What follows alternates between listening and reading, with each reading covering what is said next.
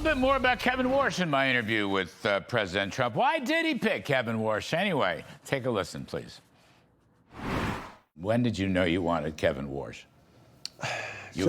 Officially, it was 2 Fridays ago, but when did you really know? Well, I made a mistake. He was runner-up, if you want to say that. He was a finalist in Yeah, he was, first term. and I made a mistake because I had somebody that was my Secretary of the Treasury, wanted him so badly, and, you know, I didn't feel good about him, but sometimes you listen to people, and it was a mistake. It was really a big mistake.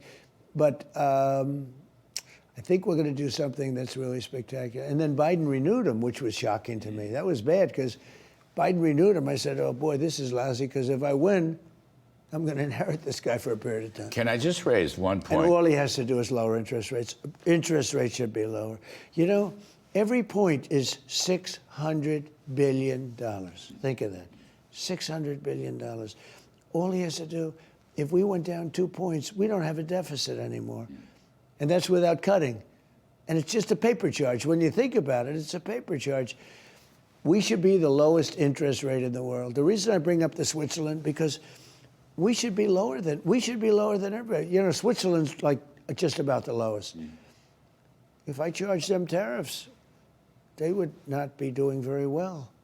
They would not be doing very well. I treated them very nicely, actually, but they would be, and many other countries would not be doing very well. So I'm being very judicious, to put it mildly, but this country should have the lowest interest rates in the world. We keep the world going. We allow, you know how many deficits? When I got here, almost every single country in the world that we did business with made money off of us. We didn't make money. We had deficits with everybody. And I call that a loss. You know, a lot of people say, oh, it doesn't matter. It does matter a lot. To me, I call it a loss. So we are losing money with every single country in the world, just about. There are a couple, I don't know what happened. Maybe we got lucky.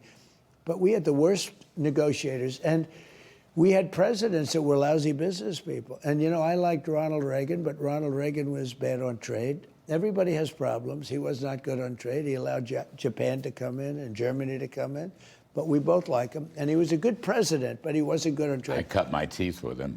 But Bob Lighthizer would disagree with you. I don't want to spend too much time on tariffs. Reagan was tougher than you think on international trade. No, only on trade. I think, well, he had the big shootout with Japan, and he folded. But he wasn't. And they came in and took our car market. Can I go back? Look, I'm a fan of his, and I thought he was, just sort of he had a great presence. But on trade, if you look at every president we have over the last 50 years was bad on trade. Every single one. Well, they didn't understand. But I'm not bad on trade. I'm real good on trade. Your argument on reciprocity. I mean, people didn't understand that. No, they didn't. All right. Probably I didn't understand it when I first came to work for you. And it changed a lot of thinking. Well, you were amazing, because you weren't a tariff guy, because you haven't thought about it that much. But when you do think about it, we're losing a fortune. I mean, the country we have $36 trillion for a reason. And this is over years and years and years. But you kept an open mind to tariffs, which is something that, or I wouldn't have been able to make a deal with you. I would have said, and almost immediately you saw the kind of money that started coming in. Well, that's right. But the thing is, you yourself, on reciprocity, you're bringing down barriers, okay? Right. Tariff barriers, non-tariff barriers, and so forth. So I think in your heart of hearts, you're actually a free trader, if you could get the kind of reciprocity that you want. And you've already, the Wall Street Journal editorial page will never give you credit for it, but you have lowered barriers. We have now lower export barriers. We can sell a lot more American goods abroad than ever before because of the reciprocity policy. But nonetheless, you're bringing in close to $300 billion last year alone in revenues. And that's being nice. It works. And that's being nice. And that's being very nice and gentle. I mean, it's, look, I settled 8 wars. Of the 8 wars, at least 6 were settled because of tariffs. In other words, I said, if you don't settle this war, I'm going to charge you tariffs, because I don't want to see people getting killed. And they said, well, what does this have to do? I said, you're going to be charged like India and Pakistan. It would have been a nuclear war, in my opinion. They were really going at it. 10 planes we shot down. They were going at it. You know, the Prime Minister of Pakistan said, President Trump saved at least 10 million lives when he got us to stop fighting, because they were going to go nuclear, in my opinion. Without tariffs, that wouldn't happen. I said to numerous of these countries, they do business with us, I said, if you're going to keep fighting, Azerbaijan, you know, they were fighting for, that one was going along for, I think, 32 years. I got it solved in one day. I said, listen, you do a lot of trading with us. We're going to charge you tariffs if you don't settle. We settled that war in like 1.5 days.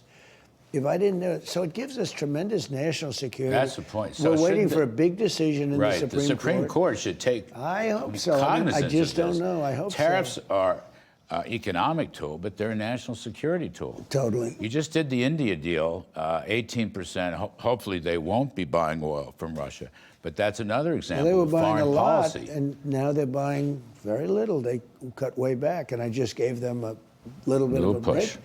break. But I just hope the Supreme Court does what's right for the country, because now, will I figure something out? But the answer is yes. But it won't be as beautiful as it is right now.